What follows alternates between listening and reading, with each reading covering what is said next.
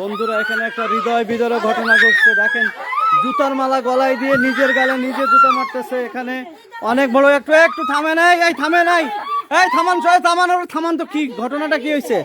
এই ঘটনাটা কি হয়েছে? এই আপু কি এই সমস্যা কি হয়েছে জানেন আপনারা কিছু? এই কি হয়েছে কি হয়েছে? বন্ধুরা দেখেন যে গলায় জুতার মালা পরে সে নিজের জুতা গালে গালে মারতেছে, গালে মারতেছে। এই কি হয়েছে ঘটনাটা কি? বলো না, বলো বলো কি হয়েছে? আরে থামান, ওরে থামান তো। কি ঘটনা কি? এই কি হয়েছে বল তো? এই ভাই হ্যাঁ বলো কি হয়েছে বল। 3 বছর ধরে বিদেশ ছিলাম। হ্যাঁ টাকা পয়সা সব আমার স্বামীর দিছে। হ্যাঁ ও বাড়ি সব ওর নামে লেখা দিছে। ও অন্য জায়গায় বিয়ে শাদী করে সেটেল হয়ে গেছে। আমি এখন সর্বহারা ভাই। আমি এখন কোন দেশে আছিলেন? এই বিদেশে কবে কিছু বোন, কবে কিছু বিদেশে? 3 বছর হইলো ভাই। কোন দেশে? সৌদিতে গেছি। সৌদিতে? ও কত টাকা পাঠাইছিলেন ভাবি? ভাই কত টাকা পাঠাইছিলা এই 3 বছরে? প্রায় 16 লক্ষ টাকা পাঠাইছি। 16 লক্ষ। তারপর এই বাড়ি কি এই বাড়ি তোমার?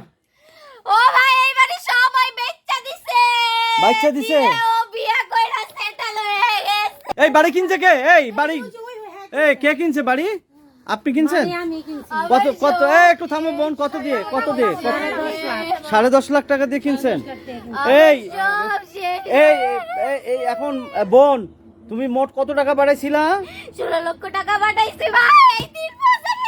হ্যাঁ এখন কি রাত দিন কষ্ট কইরা কাটছি, ওভার ডিউটি করছি।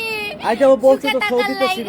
এখন এই শোনো, এখন তোমার স্বামী কি করছে, কোন জায়গায় কি করছে বলো তো? আমার স্বামী এই বাড়ি বিক্রি কইরা দিয়ে অন্য জায়গায় বাড়ি নিছে, বিয়া করছে, ওরে সন্তান হয়ে গেছে। বিয়ে করছে তো তুমি আগে জানো না? বিদেশ থেকে জানতে পারো নাই? কিছু জানি না। ও আমারে ফোন দিয়ে কই টাকা পাঠাইতা? তুমি আও, আমি তোমারে নিয়ে সংসার করব।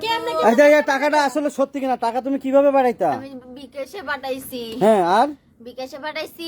আমার ভাইয়ের লগে আমার ভাই আছে, ওর দ্বারা পাঠাইছি। হ্যাঁ ব্যাংকে মাসে মাসে ব্যাংকে টাকা পাঠাইছি। চেক ব্যাংকে পাঠাইছি, সব আছে, সবই আছে, প্রমাণ আছে। প্রমাণ আছে। প্রমাণ থাইকে কে বেড়াতে বিয়া করছে এর আর কি করতে পারবো? তাহলে এখন তুমি কি সিদ্ধান্ত নিতে যাচ্ছ সেটা বল। আমার কপাল দিয়ে কি করবা বোন? তোমার আচ্ছা মানে এরকম নিজের গলায় নিজেই জুতা মারছি। থাক জুতা মুতা খুলে লাও, থাক আমি ওরে খুলে নেন। আচ্ছা ও দুপুরে খাইছো? তুমি কিছু খাইছো বোন? আমি কিছু খাই নাই। আচ্ছা দুটো খাবার তো আছে তো বাসায় না? হ্যাঁ হেরে তাহলে পারমুই, কিন্তু আসলে আমরা খাওয়ামু কোন?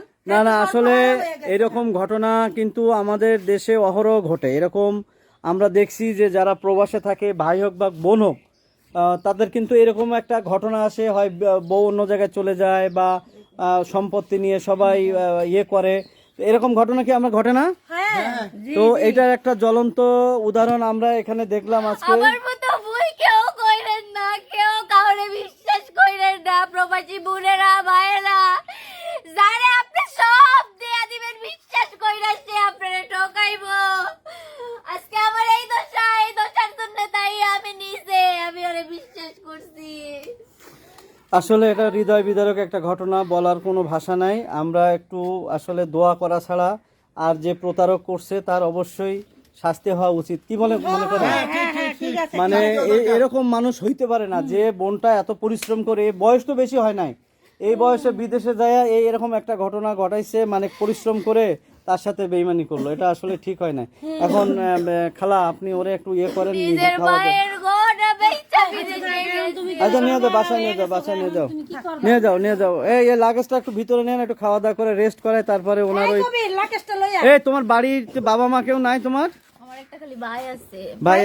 ভাই কই থাকে? ভাই থাকে শ্রীরামপুরে।